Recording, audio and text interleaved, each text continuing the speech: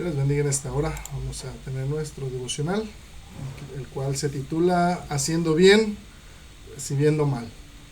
¿Cuántas veces te has encontrado en la situación que con todo tu corazón haces algún bien a alguien porque estás considerando que la persona lo necesita? Y lejos de recibir algún agradecimiento, aunque no estés haciendo tal acción para recibir la gratitud de la persona, sino porque ves que lo necesita, pero en lugar de eso, de recibir gratitud, recibes todo lo contrario: enojo, reclamos, y hasta a veces hasta te metes en problemas, precisamente por estar tratando de ayudar, de solucionar algún problema.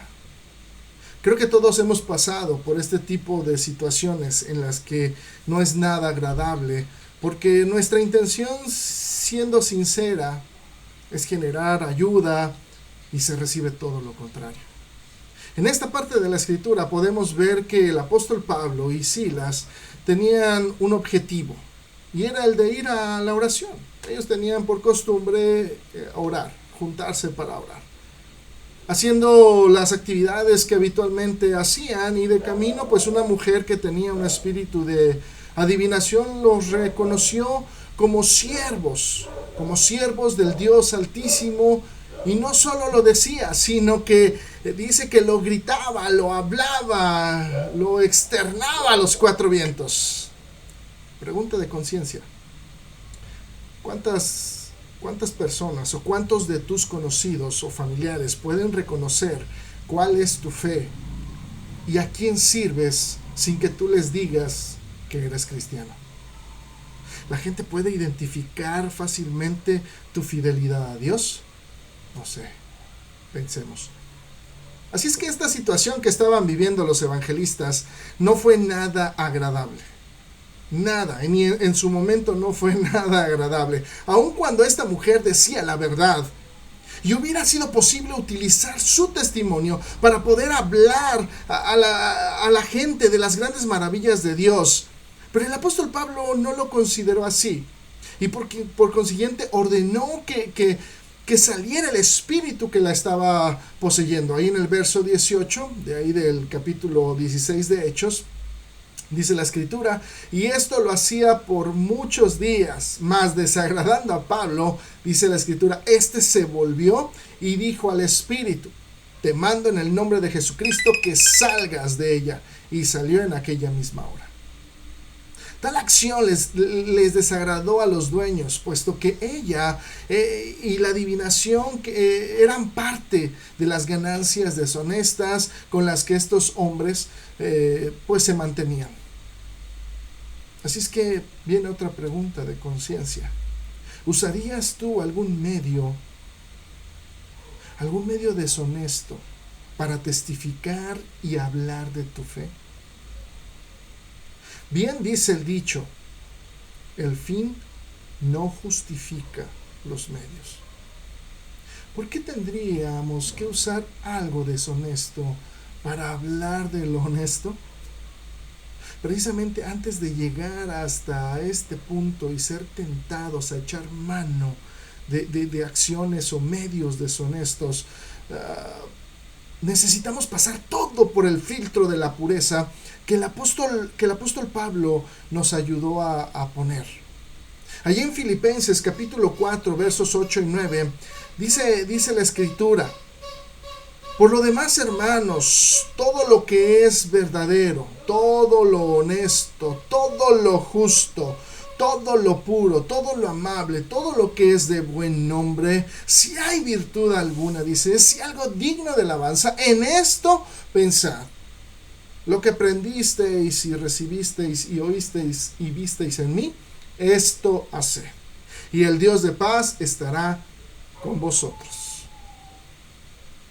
Por algo que hicieron bien, de haber sacado de aquella mujer el espíritu de adivinación, el apóstol Pablo y Silas fueron aprendidos. La intención de ellos no era contra los hombres, sino el buscar la libertad de aquella mujer a quien la tenían como un saco de dinero, en lugar de ser tratada como una persona. Por eso dice el versículo 19, pero viendo sus amos que había salido la esperanza de sus ganancias, dice, prendieron a Pablo y Silas y los trajeron al foro ante las autoridades. Mi pregunta sería, ¿dónde están los reclamos del apóstol Pablo o Silas? Porque pensamos en esta situación, el apóstol está haciendo un bien. Entonces, ¿dónde están los reclamos del apóstol Pablo o de Silas por haber sido aprendidos y haber sido azotados por hacer un bien? ¿Dónde están los cuestionamientos hacia Dios por el hecho de estar sufriendo por hacer el bien a la gente? ¿En algún momento hubo algún despropósito de parte del apóstol Pablo o de Silas en cuanto al estar sufriendo por hacer el bien? Puesto que uno de los encargos del Señor fue que debieran de liberar a toda aquella persona que estuviera poseída por algún espíritu, porque era parte de las señales que tendrían que hacer para que la gente pudiera creer en el Evangelio. Ahí en Marcos 16:17 dice la Escritura, y estas señales seguirán a los que creen. En mi nombre echarán fuera demonios, hablarán nuevas lenguas. Aquellos que quieren encontrar errores en las formas en que Dios se muestra o en las formas en que Dios hace las cosas, este tipo de acciones son las ideales para tomarlos y usarlos en contra de la fe de los creyentes, mostrando que lo que hace Dios no es correcto, que Dios se equivoca, que si es así como nuestro Dios cuida a sus seguidores, que porque están padeciendo, si se supone que están haciendo un bien, que si se supone que es todopoderoso, ¿por qué permite que sus hijos pasen por todo aquel maltrato? Y no solo maltrato, sino que fueron encerrados, encarcelados. Vemos los versos 23 y 24, dice la Escritura, después de haberle azotado mucho, los echaron en la cárcel, mandando al carcelero que los guardase con seguridad, el cual, dice, recibido este mandato, los metió en el calabozo de más adentro y les aseguró los pies en el cepo. Pero, ¿por qué se suscitó todo el alboroto?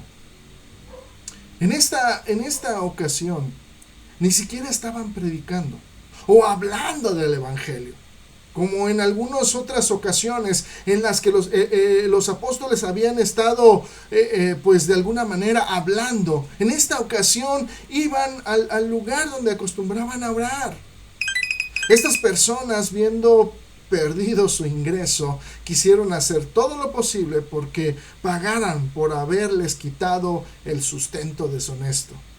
Por eso dice la Escritura ahí en los versos 19 al 21, pero viendo a sus amos que había salido la esperanza de sus ganancias, aquí ya nos está dando el motivo por el que los prendieron a Silas y a Pablo y los trajeron al foro ante las autoridades. Y presentándolos a los magistrados, dijeron, estos hombres siendo judíos, y aquí empieza la acusación, alborotan nuestra ciudad. Y entonces vienen los engaños y enseñan costumbres que no nos es lícito recibir ni hacer porque somos romanos. Todo esto fue orquestado tristemente por los hombres que vieron perdidas sus ganancias con esta pobre mujer. Y es aquí donde encontramos una lección de vida.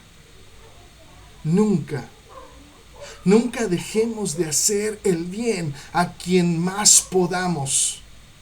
Porque este siempre ha sido el ejemplo que el Señor nos ha mostrado desde el momento, pongámoslo así, desde el momento en que pensó en nosotros, al crearnos, hasta el momento en que estemos con Él, gozando de su bendita presencia por la eternidad.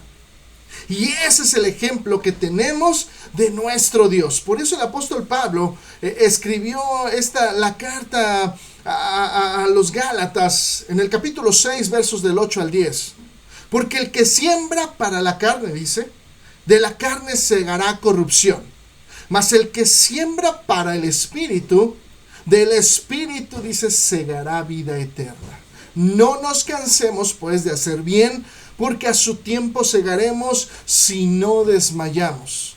Así que según tengamos oportunidad, hagamos bien a todos, y mayormente a los de la familia de la fe.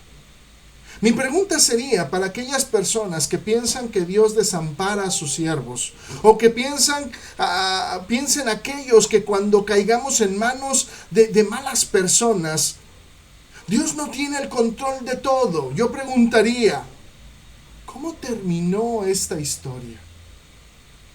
Toda esta historia termina con la conversión del carcelero y toda su familia. Algo malo que parecía en el horizonte y en la mente tal vez de cualquiera, se convirtió en una familia ganada para Cristo. Bien decía el apóstol Pablo, precisamente cuando escribía esta carta a la iglesia ahí en la región de Galacia: no nos cansemos, porque siempre va a haber algo en contra. Pero dice el apóstol Pablo, no te canses de hacer el bien, porque ese es el ejemplo que nos dejó nuestro Dios. Porque a su tiempo, dice, en su momento, en el momento en que Dios determine, segaremos, si no desmayamos.